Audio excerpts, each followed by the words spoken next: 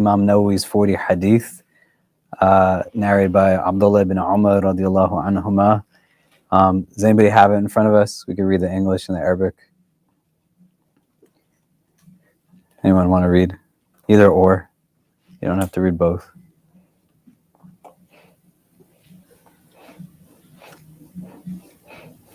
What are you doing here? Just had some fun. Yeah? That's what you said too? Huh? It's good to see you. Does anybody have the Hadith? You do? I got it. Yeah? Go for it. Okay. On the authority of Abdullah, the son of Umar ibn al-Khattab, the messenger of Allah sallallahu alaihi wasallam said, I have been ordered to fight people until they testify that there is no God but Allah, and that Muhammad is the messenger of Allah, and perform the prayers and give the zakat. If they do that, they are protected from me regarding their blood and their properties, unless by the right of Islam, and their accounts will be with Allah, the Exalted. Jazakallah khair. Can somebody read the Arabic?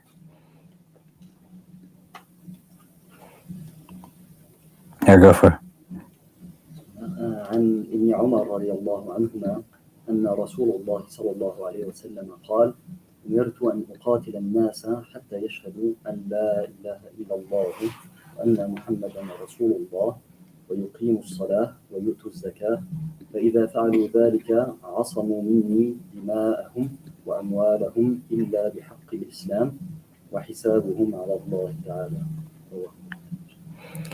Jazakallah khair. So last week we started to get into some of the content of the Hadith, and prior to that we talked about who Abdullah ibn Umar radiallahu anhuma is. Abdullah, the son of Umar ibn al-Khattab, a little bit about his bio. We also had talked about him when we looked at the third Hadith in the collection, Bunya al-Islam al-Khams, that he narrates. You can go back and kind of listen to the audio and the video on some of those if you missed it. We also talked about this in the context of a couple of verses from the Quran. Allah tells us that you might dislike something, but there is khair in it for you. Or you might like something, but there is evil in it for you. But here, when we looked at the onset of the Hadith last time, we focused on the word umirtu, that the Prophet saying, I was commanded.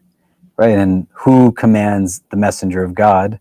It's not any of the companions, it's not anybody in his family, but if he is saying that I was commanded, that command is coming directly from the divine. And the particulars of the Hadith giving to us an insight now onto where and how one does what Allah tells us to do, in the context of these other ayat that we looked at, that you might dislike something, but there's khair in it for you. You might like something, but there's shar in it for you, that Allah knows best. I'm not the one that knows best. And that it's a God-centric worldview. It's not an ego-centric worldview. People remember, we talked about this last week. Yeah.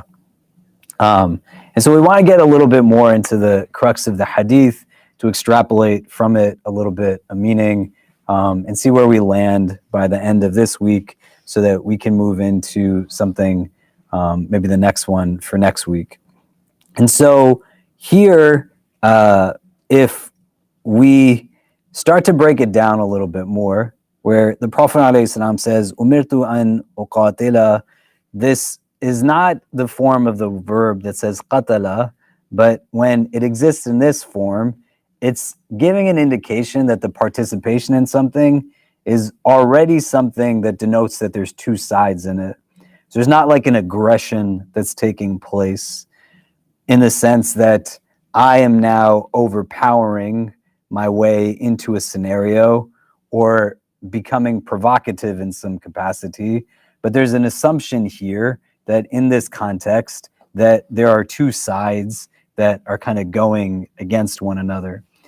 a hadith like this, when we're looking at it now, it becomes a basis for us to be able to understand why reductive understandings of our tradition become problematic. Somebody could pull a hadith like this and validate and justify all kinds of abhorrent behaviors if they're not understanding it in the context of other texts. So I gave the example, I think last week or 2 weeks ago, of when I went to the Maldives a couple of times. And on one of my visits to the Maldives, when they were transitioning into a democracy, to be a citizen of the Maldives, you have to be Muslim. And their constitution reads that Shafi'i fiqh is what informs their constitutional law. They were heavily influenced at that time, I haven't been in a long time, by a lot of NGOs that were more influenced by kind of outside apparatus from different countries, mostly from Saudi Arabia. There was clashes between like local culture and what it meant to be Maldivian, from a little bit more of a reductive approach to Islam that didn't necessarily relate text to context. But one of the things that I mentioned was they took me to visit 12 men who had been imprisoned because they had tried to blow up the capital city and the Capitol building. And I said it was the first time I sat face to face with people who they were utilizing Quran as a basis for these types of acts of violence and atrocity, right? May Allah protect us from it. But to have a recognition that you don't want to get to a place where there aren't people who actively think in these ways, and why we want to have an understanding or knowledge as to how these things function, so that we're not in a place also where we engage in apologetics and simultaneously water down our tradition, but we're not also learning it from people who are fundamentally anti-Muslim, and in their strategies, they're able to use our religion against us because we have a low literacy in what it actually says, because it can create a conundrum of issues. You can start to internalize like this feeling of their racism and their supremacy that purposely makes you cast doubt into your tradition and what it is that it actually stands for. Does that make sense? And so through an understanding of this hadith, the word nas here, they would say, has a bunch of different meanings potentially also. One, which most people would say, is that it's in reference particular to the mushrikeen of Mecca, right, when the word nas is being mentioned. There's others that would carve out people who took on the status within a Muslim community that offered them a place within the society so long as they paid the jizya, right? And you'd want to understand the role of the jizya as well, fundamentally for what it was. The way that you and I live in this country, and some of us are citizens and some of us are not. Some of us are here on different visas, right? And we are then afforded different rights and access to different things, but we also get taxed in certain ways differently based off of our residency status and our level of income, etc. This is fundamentally what the jizya is, right? Like, you are living within the Muslim community and you're not Muslim, so you're paying a tax that enables like the society to still function, just as you and I function as kind of citizenry in whatever ways that we function. Does that make sense?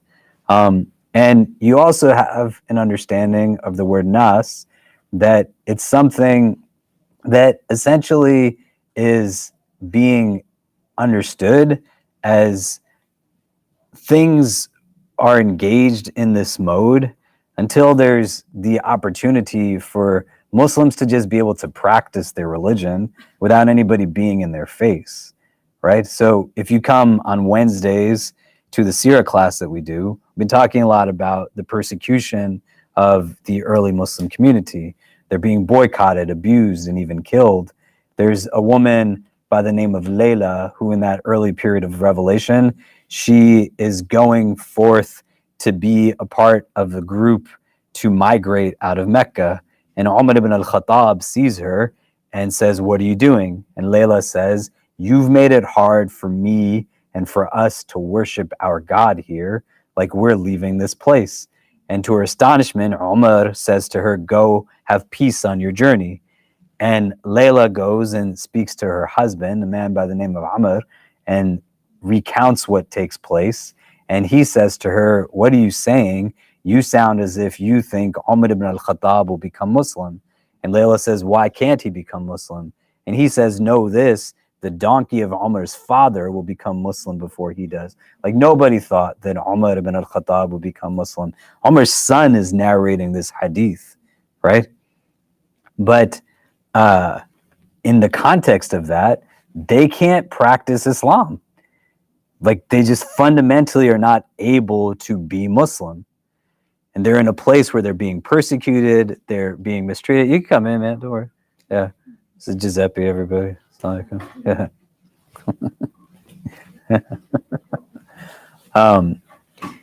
And in the broader sense of things, in understanding the universality of this religion and a claim that it's meant to be for people until the end of time, there's going to definitely be things that codify rules of engagement. Because you're going to have Muslims who are like the only Muslim in their entire city in the Midwest of the United States. And then you're going to have Muslims that are Muslim governments. They're going to need to have criteria that set for them an understanding on how it is that you engage within the prism of theories like just war principles, right? And not things that are just unnecessarily hostile and aggressive or violent for the sake of violence. Does that make sense? So I wanted us to look at a couple of things to help us understand this. If you can open up Surah Anfal, it's the 8th chapter of the Quran, and we'll look at its 61st verse. And people want to pull that up, 861.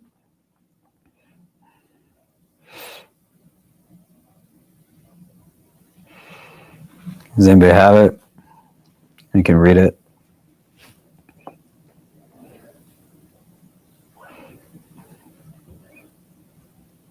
Yeah, go for it. If the enemy is inclined towards peace, make peace with them and put your trust in Allah.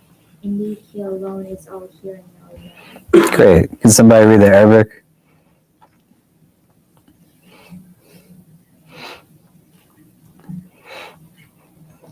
Guys, you can't be scared to read Quran, you know?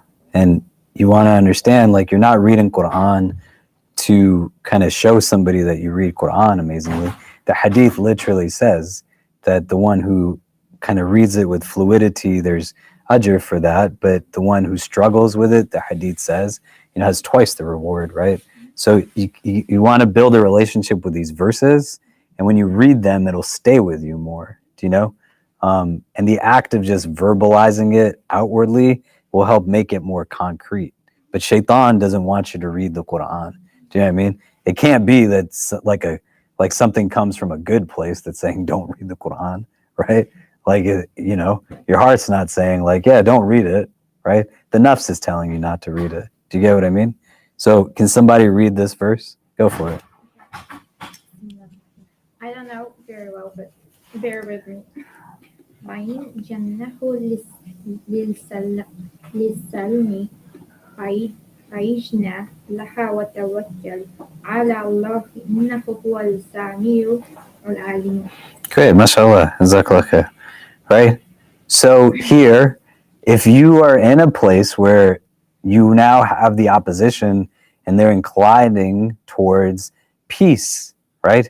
You can see when you read the Arabic language, it derives itself etymologically on terminologies rooted in shared root letters. So when you have this idea of peace, you can see like the derivation is there, salama, of Islam, salam. Like these are what gives us an indication also that when you're reading the Arabic, you can find yourself in a place where even if it's not your native language or you don't know the words, you likely know words that are cognates or have similar derivations that can help you to understand like what is it that it's seeking to evoke, right? So if you're in this place now where the opposition is inclined towards peace, then you choose peace. This is what Surah Al-Anfal is saying here. Do you get what I mean? the hadith has to be understood in relation to what the Quran is telling us. Do you get what I mean? If we can look at Surah Al-Baqarah, it's 190th verse, if people can pull that up. Which verse? 190 of Surah Baqarah.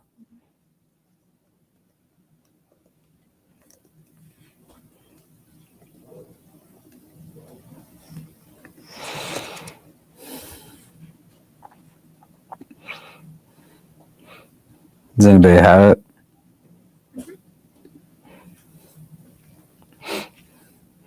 Let's get somebody else to read too, just to share the ajr. Yeah, go for it. وقاتلوا في سبيل الله الذين يقاتلونكم ولا تعدوا إن الله لا يحب المعتدين. Great. Can somebody read the translation?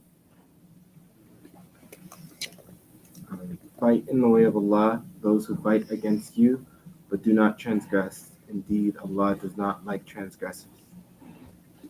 So what does it mean, right? And when you look at it in the context now of these verses together, these hadith together, and we're putting them all together, principally you want to understand that it's not a religion that just says, here's this one verse, this is what this means. But these texts have to speak to one another. The Prophet ﷺ, right? Kana Quran yamshi, that he is the Quran walking, that he is the personification of the Quran. If you take a hadith and you isolate it and you just look at it in a vacuum, then that's just going to yield you what it is that it yields you. But if you don't contextualize hadith, if you don't see like who is he saying it to, when is it being said, like why is it being said, the verses of the Quran, like what are the verses before and after, how does it relate to other verses of the Quran, you can get to a place where you reduce the meaning of it to something that becomes simplistic and doesn't allow for it to get to its depths.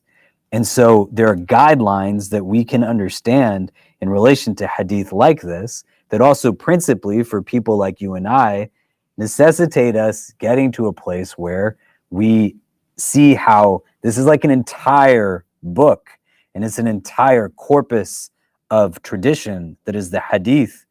The example that we utilize in the Sirah class that relates like the hadith to the Sirah is that if you have individual narrations of a hadith and understand its relationship to the Sirah on a whole, you can liken it to like a puzzle that has 10,000 pieces to it. And if somebody could connect like 3 of those pieces, or say, I don't know how to put them together, but it looks like these ones make up this corner, you wouldn't say that that person's an expert in that puzzle.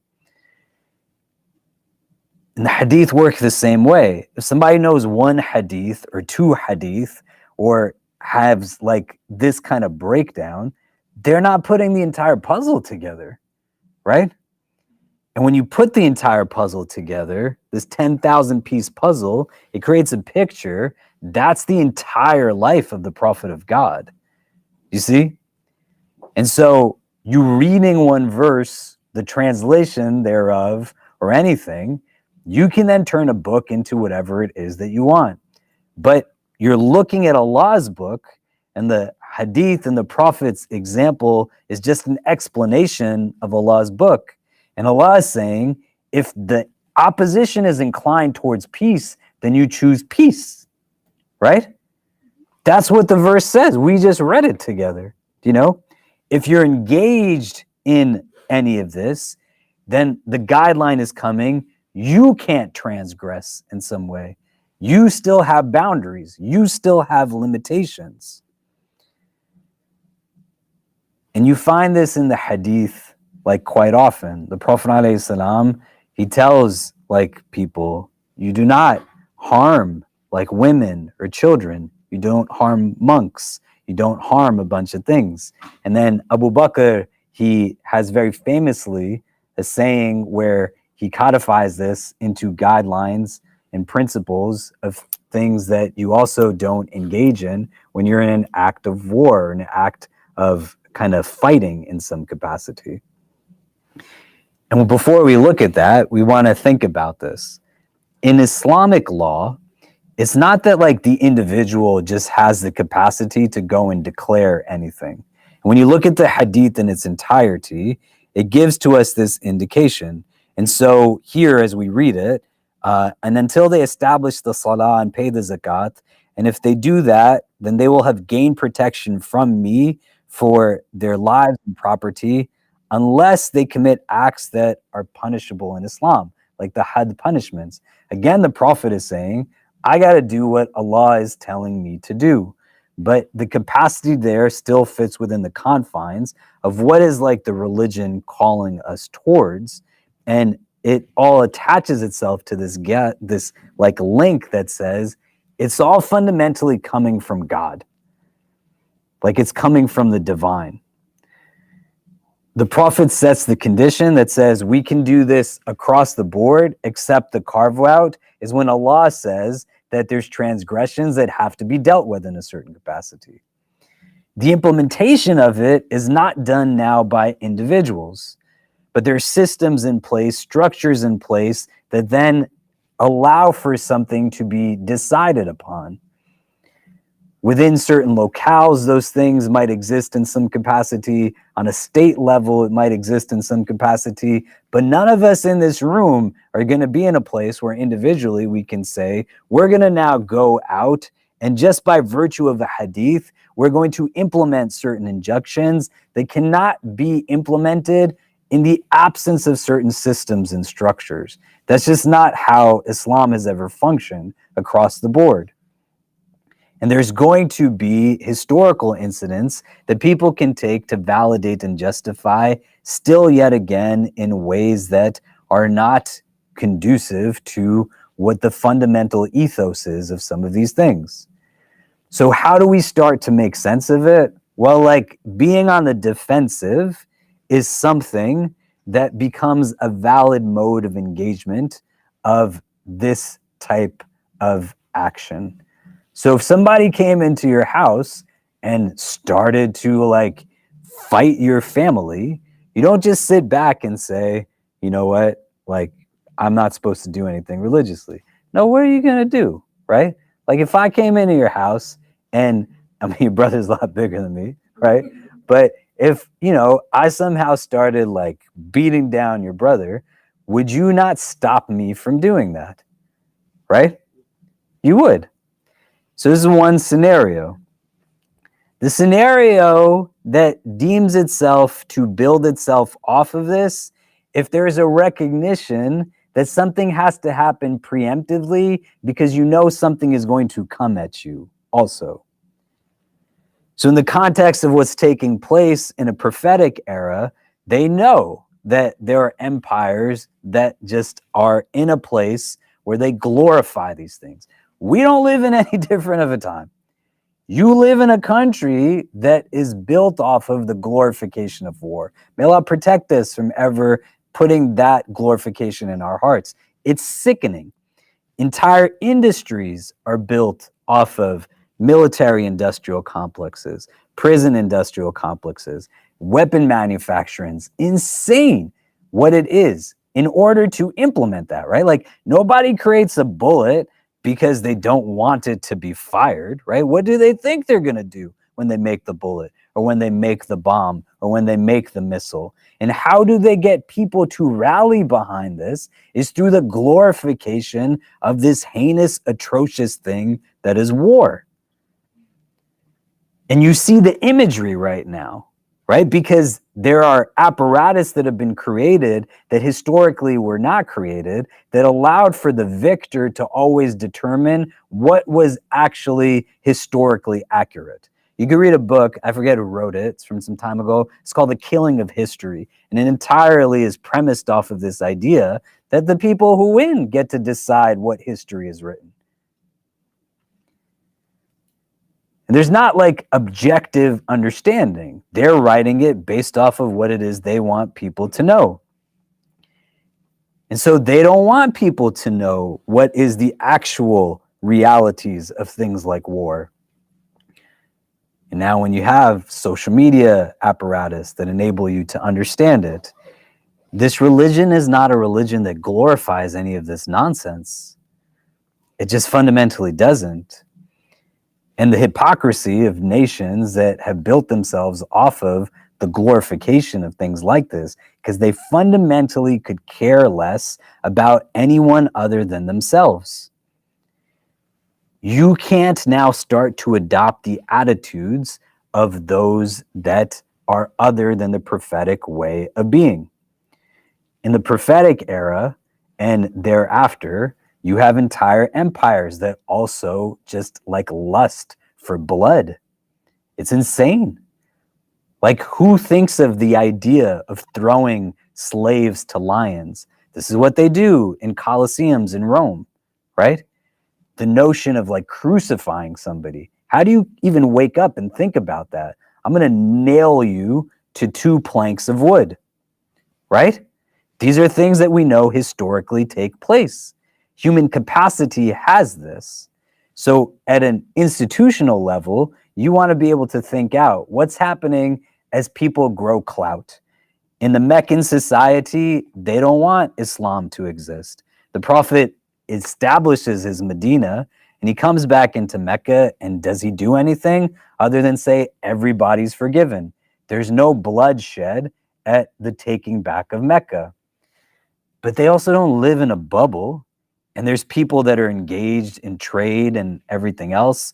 Abu Bakr radiallahu an, under his caliphate, it's not growth as much as there is during Umar's caliphate.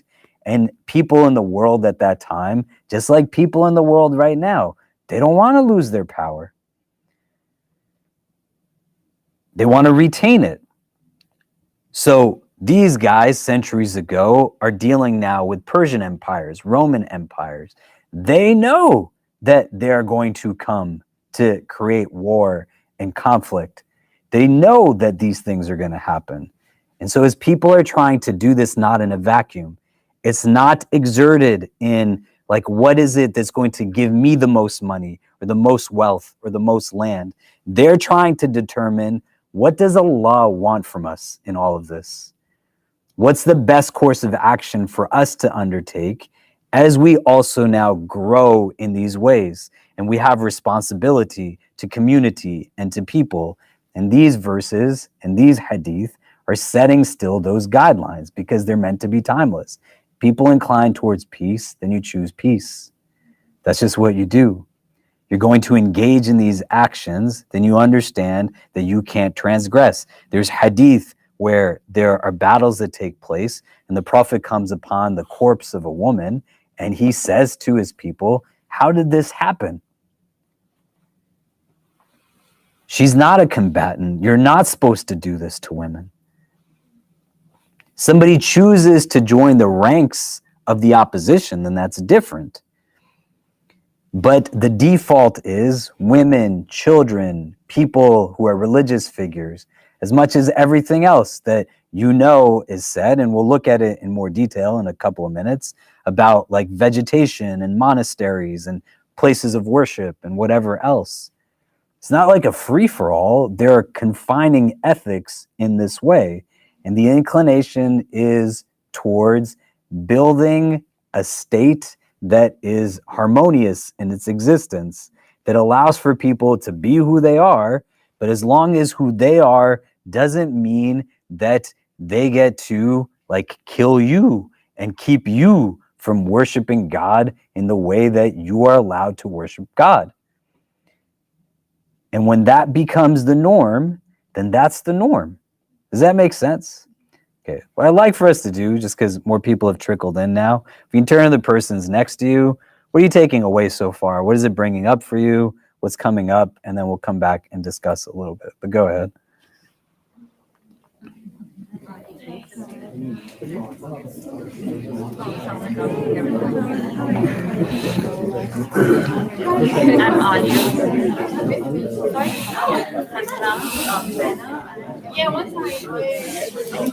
We've met before. We've done this before. What are we taking? Yeah.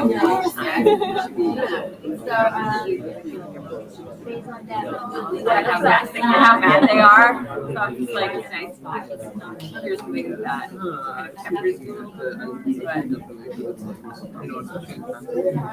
But you know that, like, you're supposed to have that next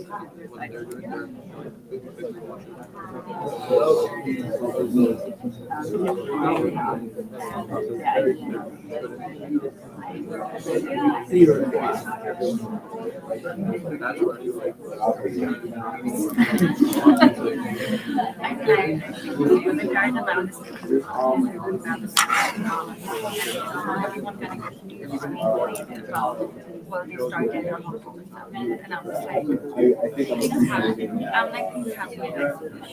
And things don't happen to there's not to like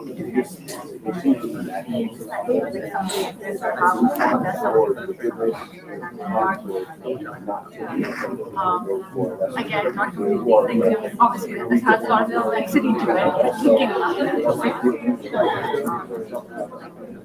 Yeah.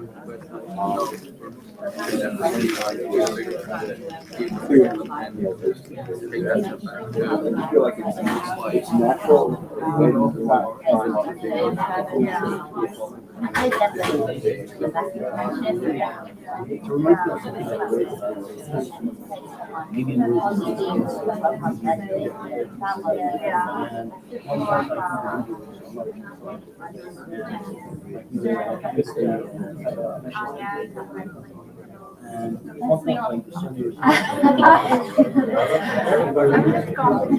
It's not like something that we see in our life in terms of like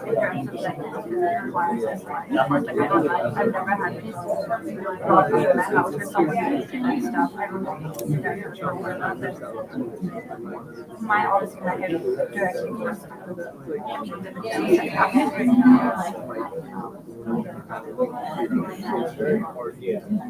it directly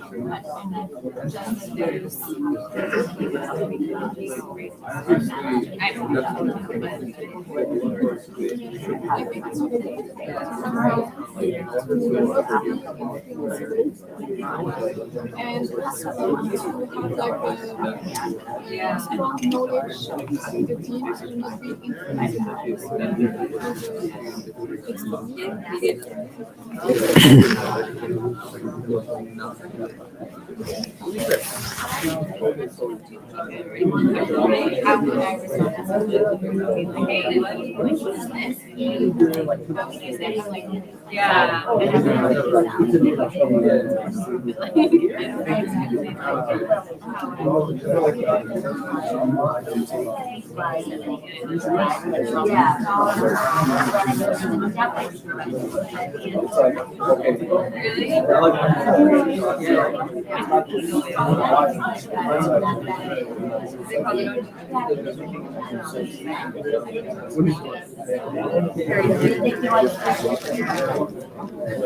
Where how did you come? Also, how did you come?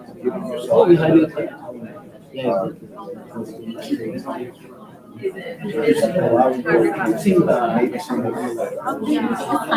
Yeah, I know. It's like Same.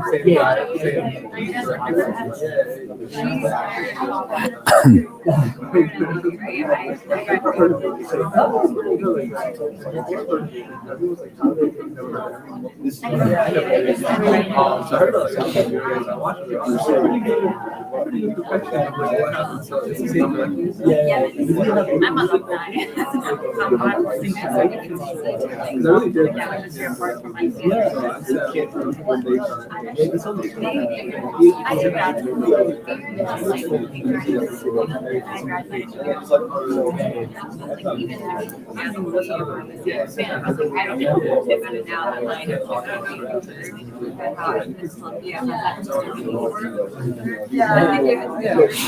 It's hilarious.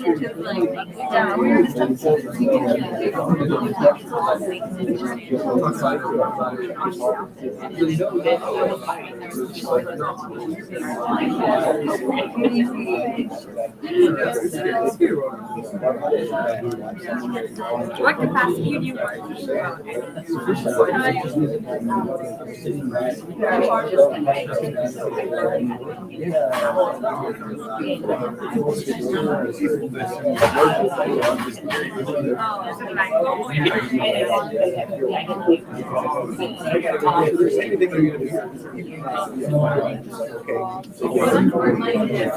like when that's like near the ground Brooklyn Heights?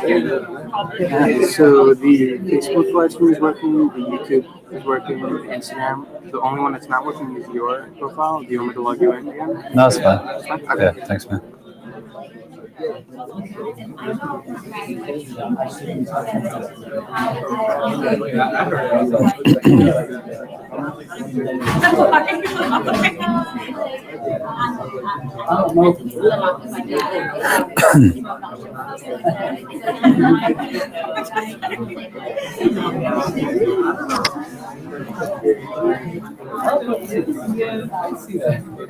Okay, so what are some of the things that are coming up for people? What are we discussing?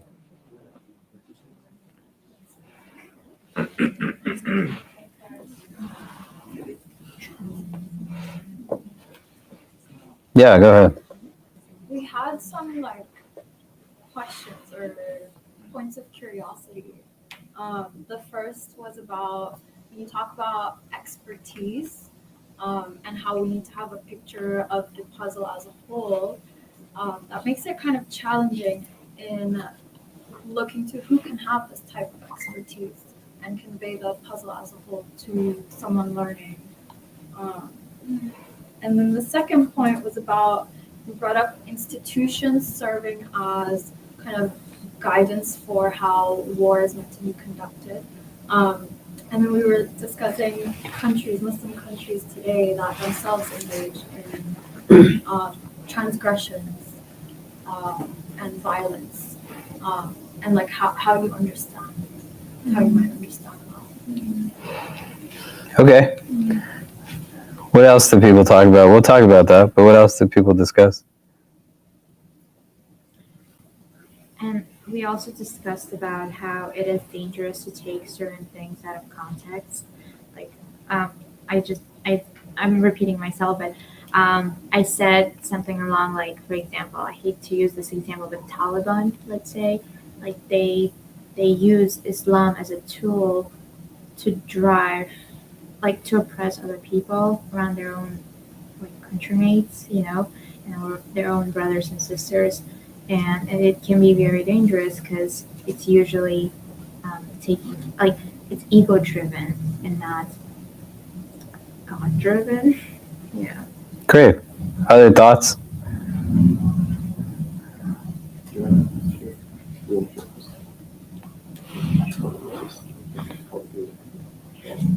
Abdul Hamid is going to represent us. You look so excited today. Yeah. We were just talking about sort of having the ability in your faith to understand. Sometimes you might not understand things the right way, but also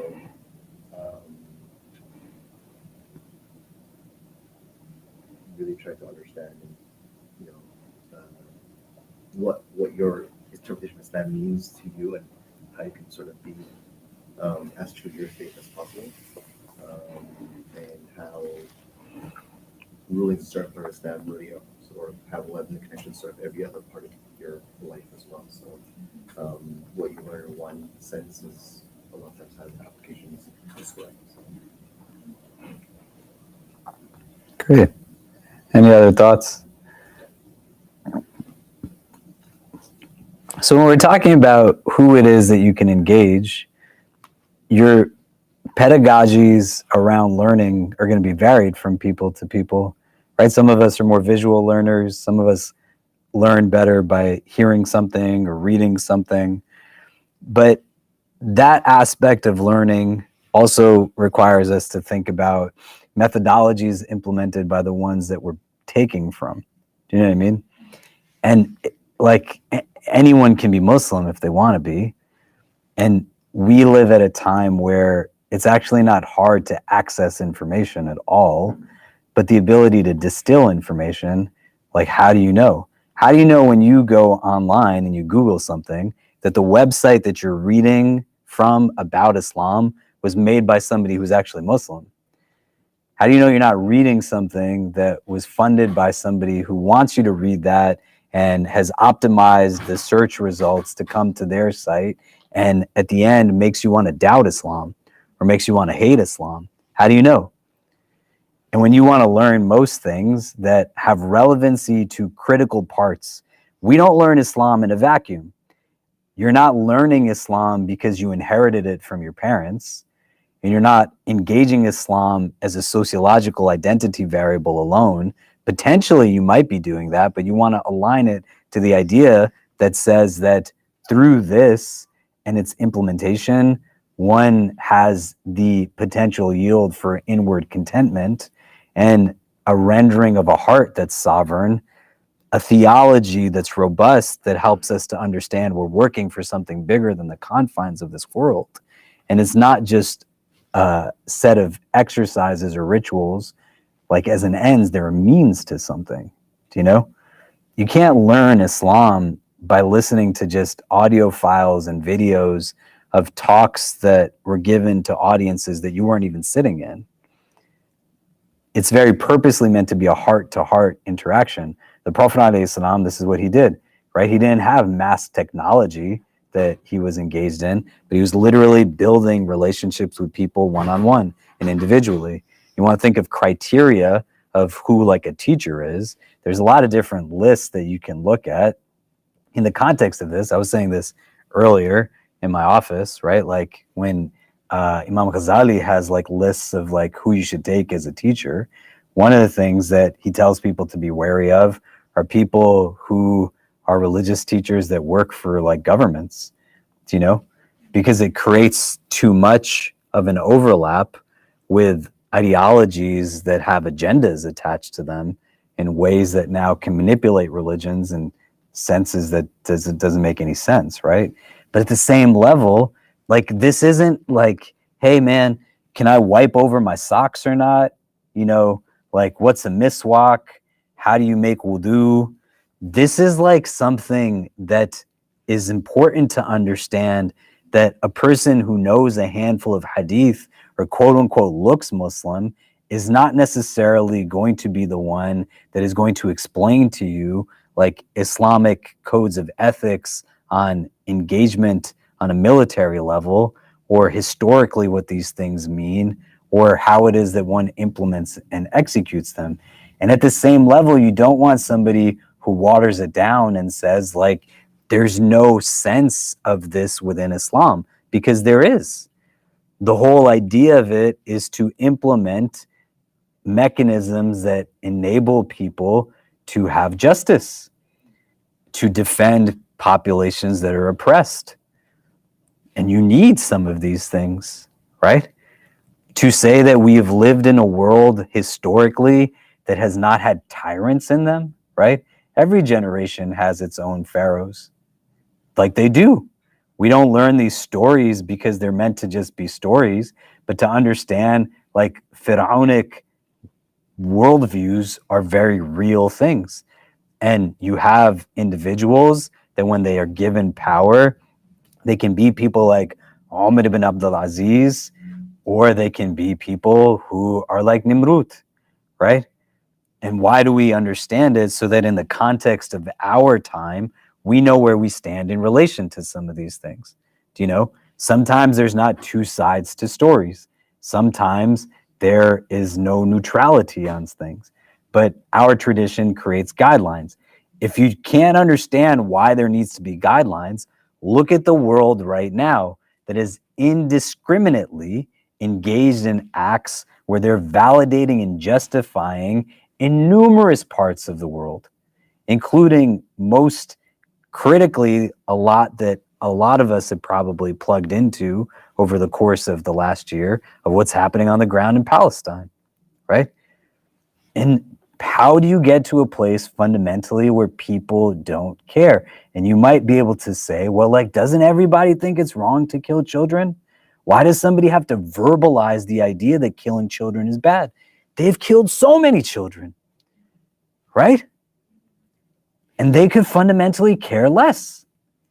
And there's people who get up every day and justify it as collateral damage or necessary this, or they'll invert narratives and say that you are the reason that we are killing your children. How does it make any sense? This is why it's important to know that the Prophet says to Osama bin Zayd, when we talked about it last week, the man who says the Shahada as they're engaged in the battle, أَقَتَلْتُهُ بَعْدَمَا قَالَ لَا إِلَهَ إِلَّا اللَّهِ. Did you kill him after he said La ilaha illallah? Lima qataltahu. Why did you kill him? This is why it's important to know that the Prophet of God sees the woman in the aftermath of the battle who is a non-combatant that is killed and questions, like, why did you do this?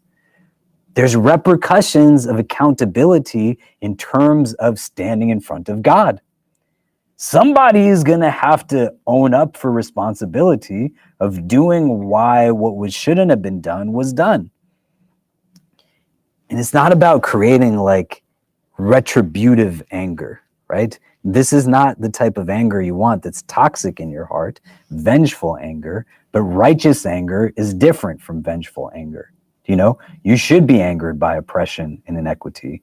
But when you look at the world right now that has more refugees than at any other time, you look at the world right now that like humanity has evolved weaponry to such like a grotesque level of utilizing its spiritual gift of intellect to think out how they can kill other human beings in the ways that they can kill them.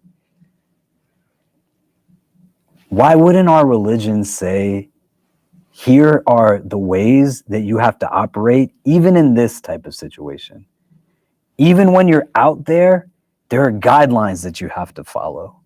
Do you get what I'm saying? There's no like free for all. You just do whatever you want without any consequences whatsoever. Does that make sense? Abu Bakr radiallahu an, he says very famously, 10 rules for a Muslim army. And so he says, "O people, I charge you with 10 rules, learn them well. Stop, O people, that I may give you 10 rules for your guidance in the battlefield. Do not commit treachery or deviate from the right path.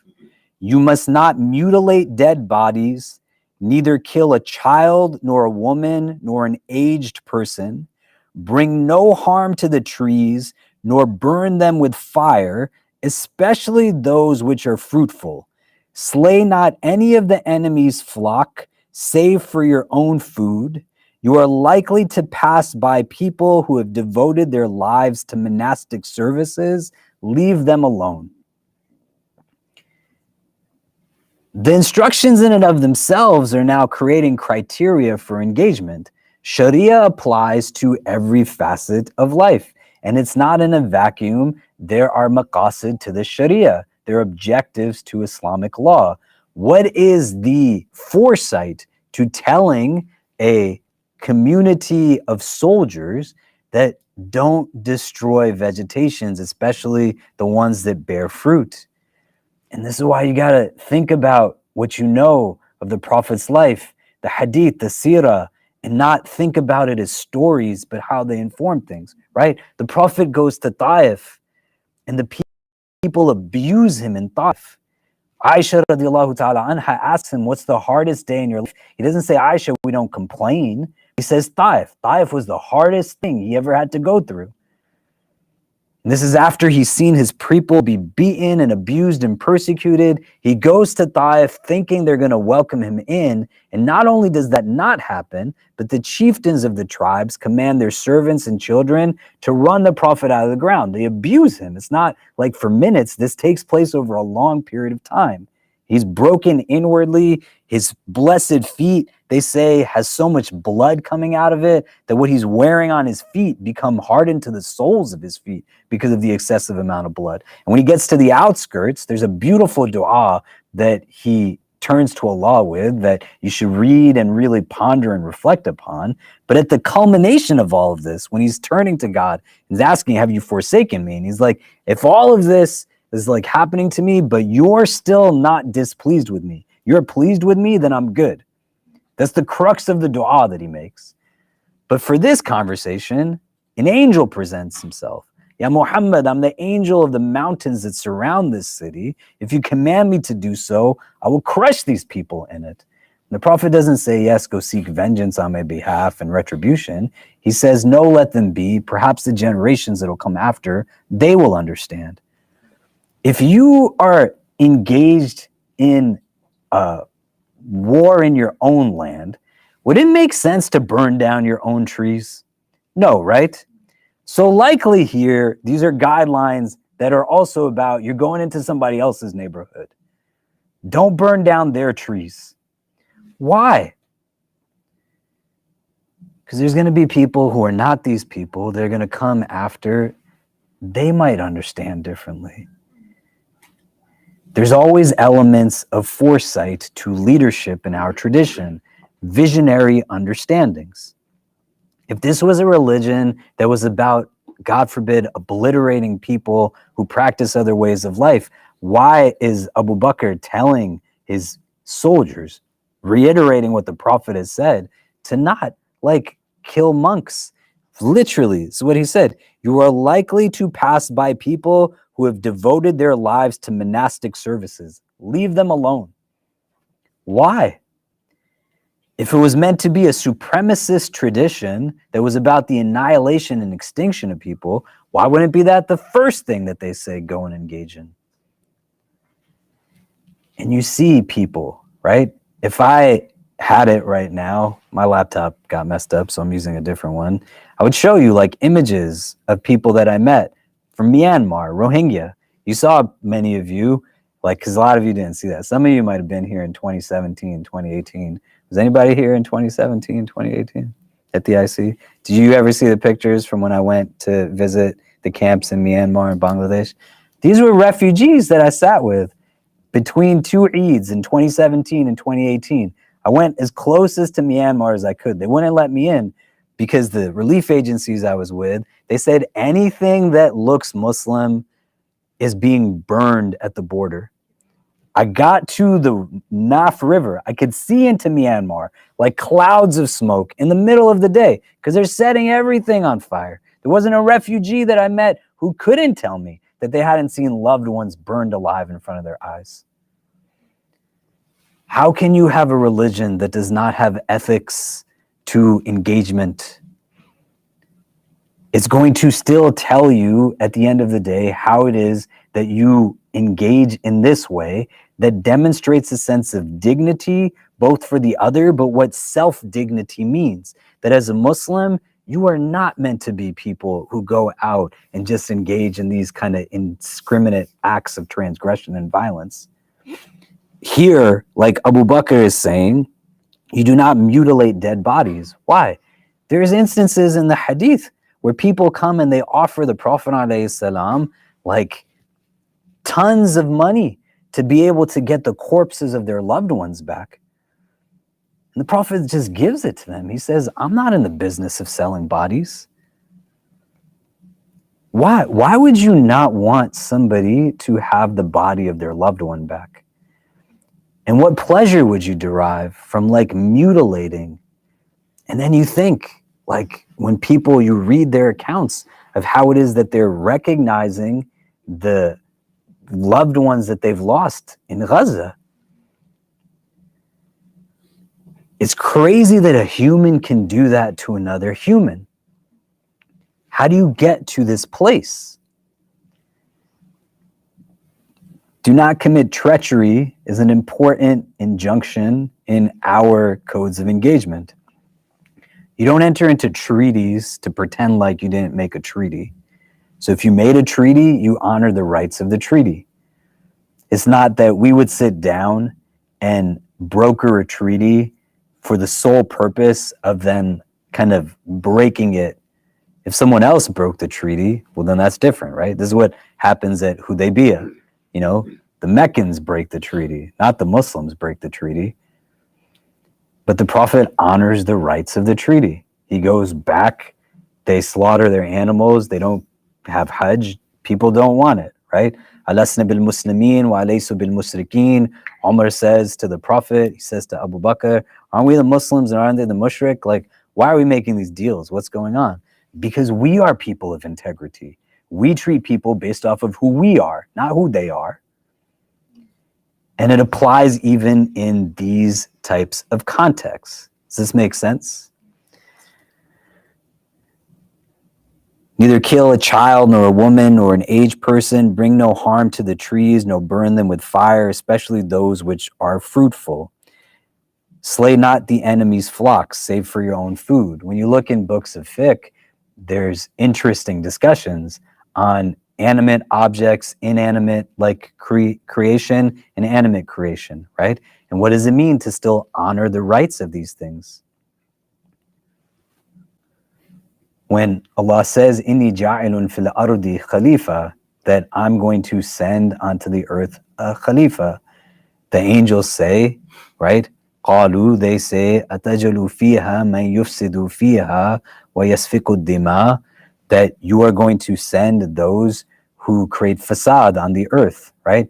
Fasad al-ard is what is being defined here, what constitutes fasad of the earth. You're not meant to be Muslims, people who like destroy the earth and the trees and the fruits and all of these things. وَيَسْفِكُ الدِّمَاء, and they just shed blood. You're not like, that's not who you are. You're not meant to be those things. You're just not like predatorial for this. Even if you look at animals in creation, you don't see lions that walk around and they just kill other animals for the sake of killing them. That's just not a thing. There's a certain like sense of decorum and majesty that exists there. Do you get what I mean? And it has to be applicable because it's going to exist in numerous frames and modes. And these things are just like the tip of numerous hadith and other verses of the Quran that we can understand and draw upon that sets for us criteria. Now, when we get to like the second part of this question, well, like what's happening with Muslims who are doing these things, right? Muslims are killing Muslims. They're engaged in actions of transgressions against people of different backgrounds. Where does the disconnect come in? Religion can be very easily a mechanism of empowerment, but can also be very easily weaponized to get people to reach objectives and goals of demographics that don't have otherworldly intentions in mind. And you want to be mindful of that so that you are not getting caught in a place too where your approach of religion is simply rooted with those whose intention is to have materialistic gain from religion. And it can be very empowering. You go to demographics who are traditionally oppressed, held down, persecuted, and say, you know the way that you are going to get yours? Here's a gun that we put in your hand. Here's this that we put in your hand. You want to create violence. Do you think that people care about the number of people that they are giving access to killing within minority populations? No.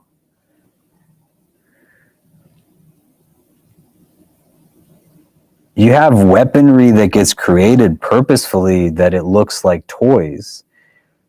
You have guns that are sold that like are able to have no fingerprints on them. Who comes up with these things? And if we don't know our religion and ethics that go into it, it creates like a conundrum and all kinds of inward angst. Like even in a lot of what we see, it's horrendous that much more because there's no real honor to it. There's no sense of dignity that's rooted in any of it. They've stopped recognizing that there's humans that are on the other end. And the absence of that now enables there to be like indiscriminate violence. And Muslims who seek validation from systems of oppression. They believe that their sense of self-worth is based off of how much wealth they have and how much money that they have, or like what colonization purposely seeks to do is get you to believe that you're only acceptable when the colonizer approves of your way of life. Why wouldn't they also just start killing people? Who's creating a famine in Yemen? Who's doing that? Right? Where is that coming from? And so you leave behind the sunnah outwardly and inwardly, or you allow for people to trivialize and teach in reductive ways.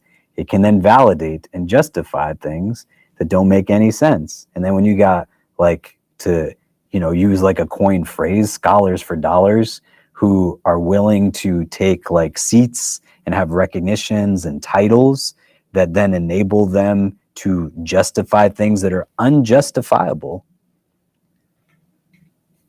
And you're like, well, like what version of Islam do I offer back to the world? A world right now that fundamentally is watching babies die.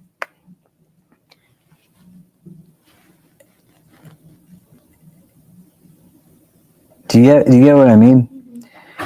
And when you look at this now, as we go through the rest of this hadith, the Prophet ﷺ, he talks about the inviolability of humanity here. It's not the only time that this phrase is utilized, right?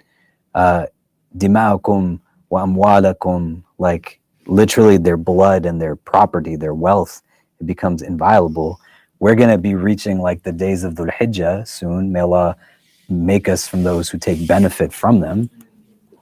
The day of Arafah, like the farewell khutbah of the Prophet ﷺ, this is like what he says, right? He stands in front of the companions and they're in the place of Arafah. He points in the direction of Mecca. Ayu baladan hadha, like what city is this?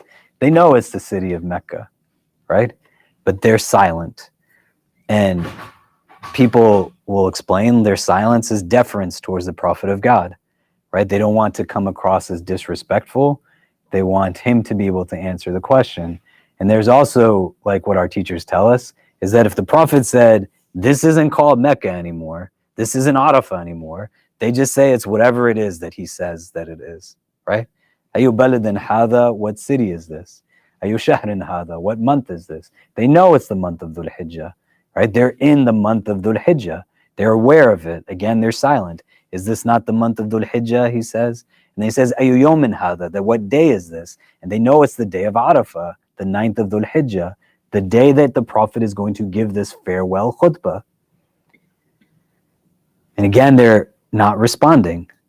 And if you look at the last khutbah of the Prophet, one of the statements that are there, O people, just as you regard this month, this day, this city is sacred, so too regard the life and property of every Muslim as a sacred trust. You have a recognition of what it means to have respect for life. The farewell khutbah of the Prophet is something that we should go through in deep detail, because embedded within it is pretty much the root of every vice that plagues humanity right now. Racism, financial injustice, violence of all kinds, how it is that women get mistreated. I mean, you could go through everything that fundamentally becomes the base of all of this stuff, and that the last opportunity of a khutbah and the entirety of 120,000 companions in front of him, the Prophet chooses to talk about this instead of anything else. And he's saying this day of Arafah, which is arguably the most sacred day in the calendar, in the month of Dhul Hijjah, the month of Hajj, the 10 best days in the calendar, in the place of Arafah, in the confines of the city of Mecca, the most barakah-filled place in the world, arguably, that more auspicious than this day and this month in this place is how it is that you treat one another, how it is that you provide care to each other. Do you see what I mean? And that becomes the basis of like these ethics of engagement.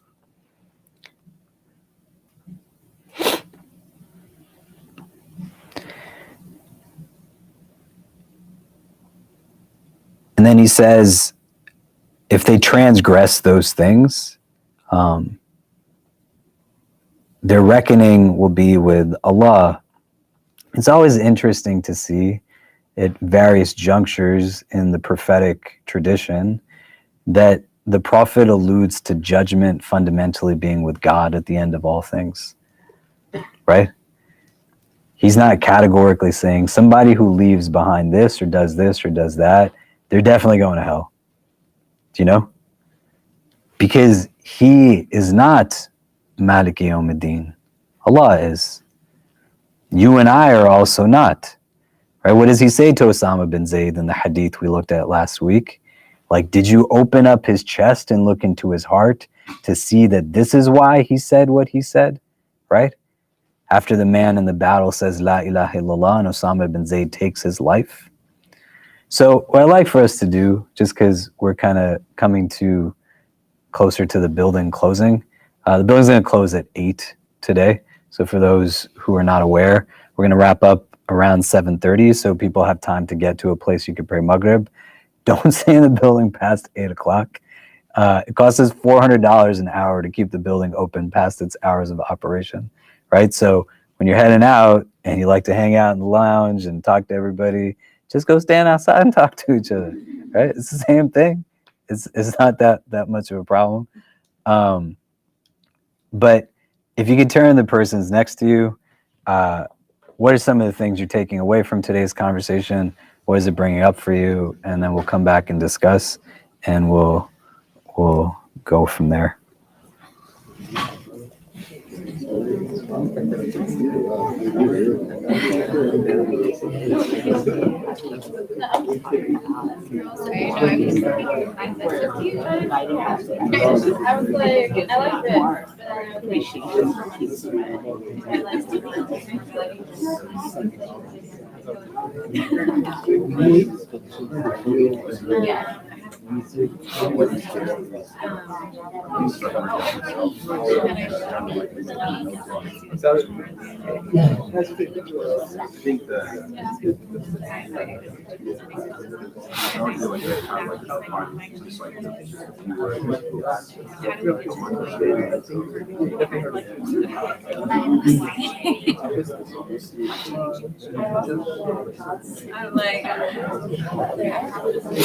I think the point that I just and I made me be like just because like I don't know and I think part of the root of it is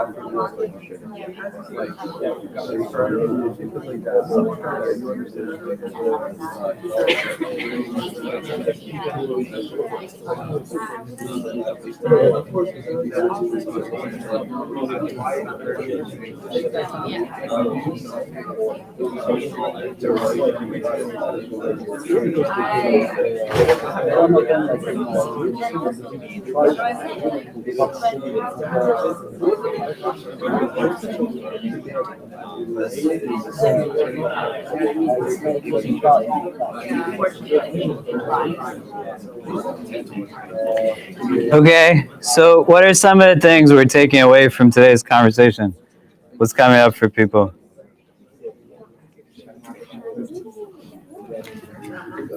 What did we discuss?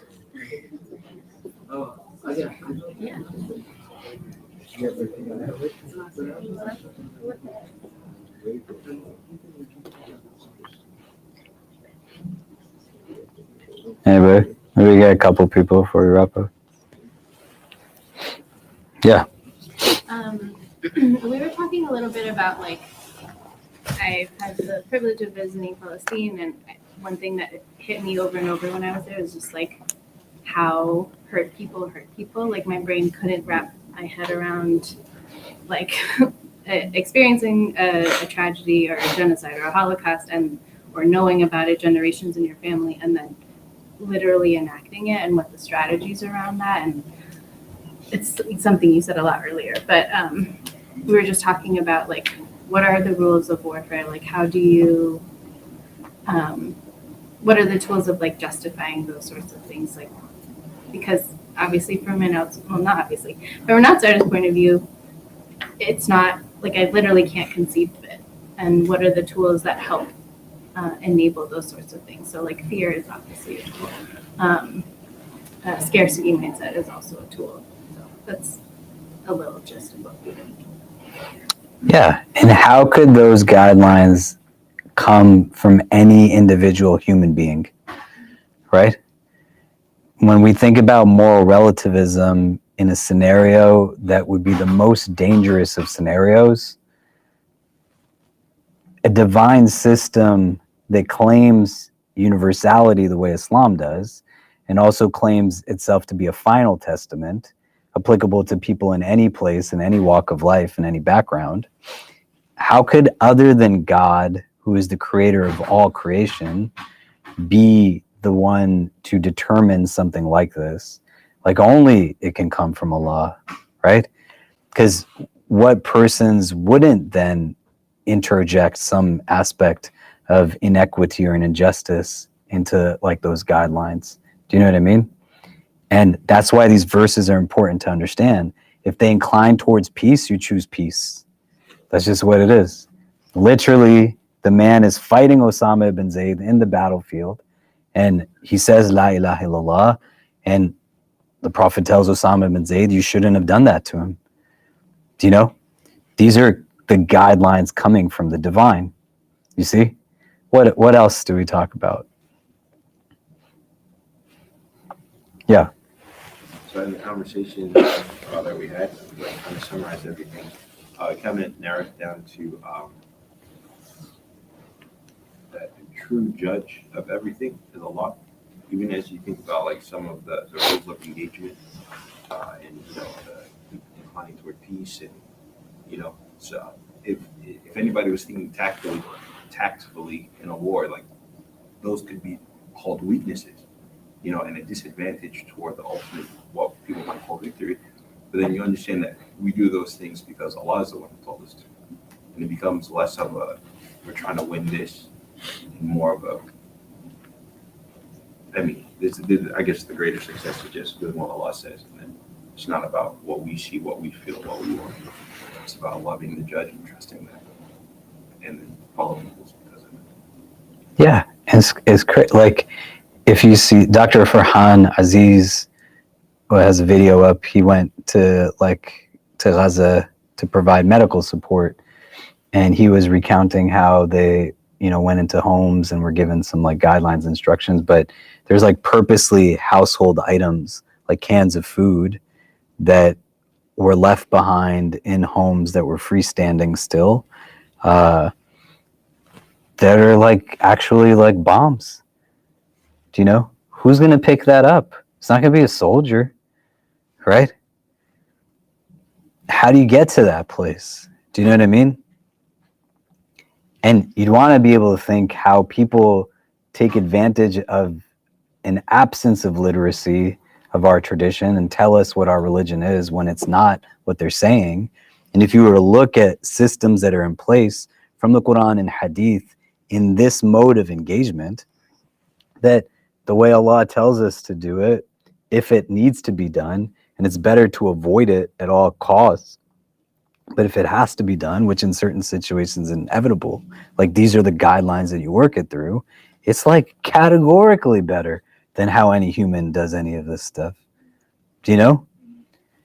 Right? Like when we gave the example of the Prophet coming into Mecca, and the people of Mecca know he's coming, they're getting ready, and we said how many people can be around a fire, right? You said 10, right? Remember last week, right?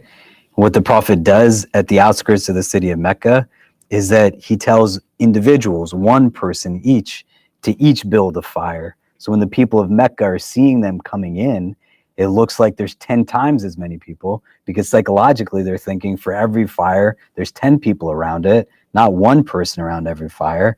The Prophet wants to make it seem like they have a massive more number of people because he wants to avoid any type of fighting. That's like the crux of it. Do you see what I mean? And so you want to ponder on some of these things in the context of like the text and what it says, to be like, yeah, like if it's got to be done, then this is the way to go about it, right? And at whatever juncture there's an opportunity to bring a stop to it, then you bring a stop to it. You see? Okay. So we're going to take a pause. Next week, we might talk a little bit more about this, but then get into Hadith number 9.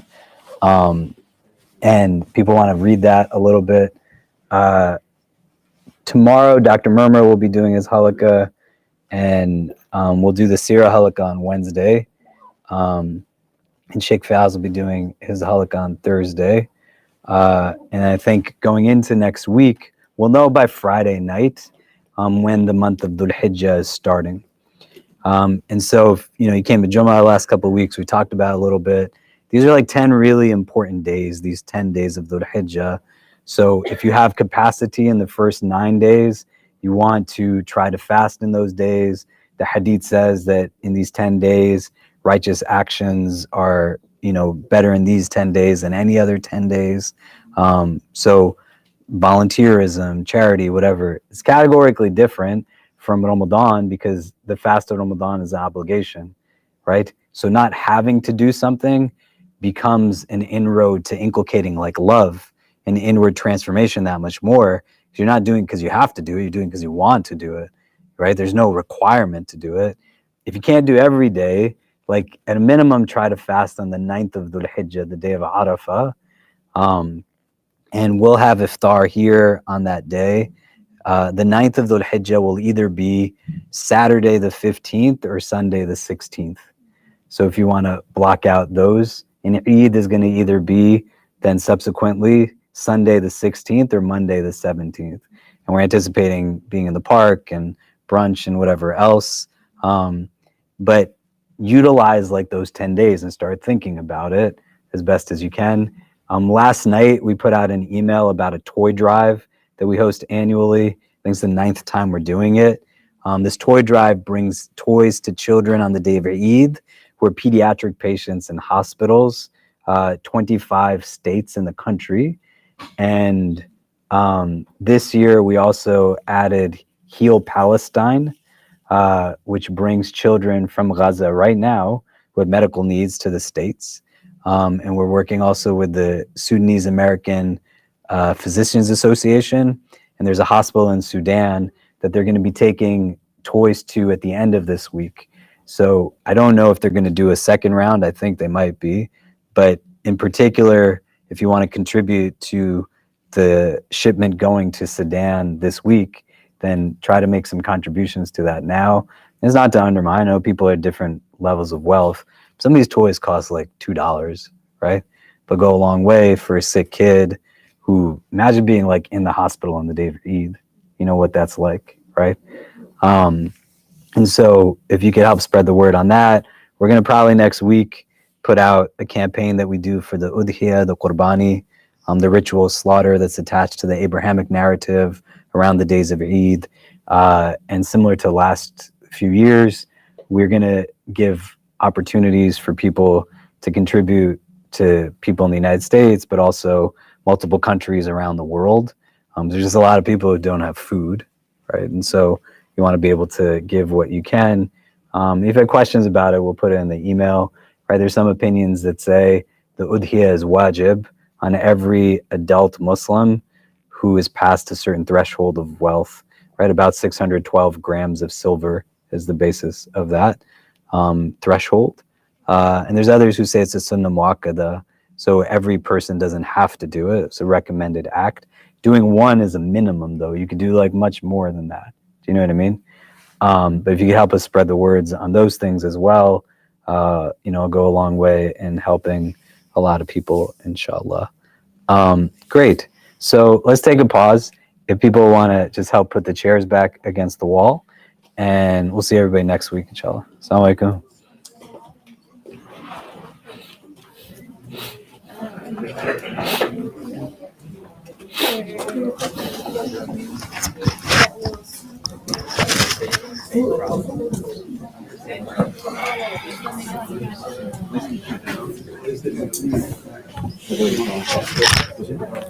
Yeah, come on.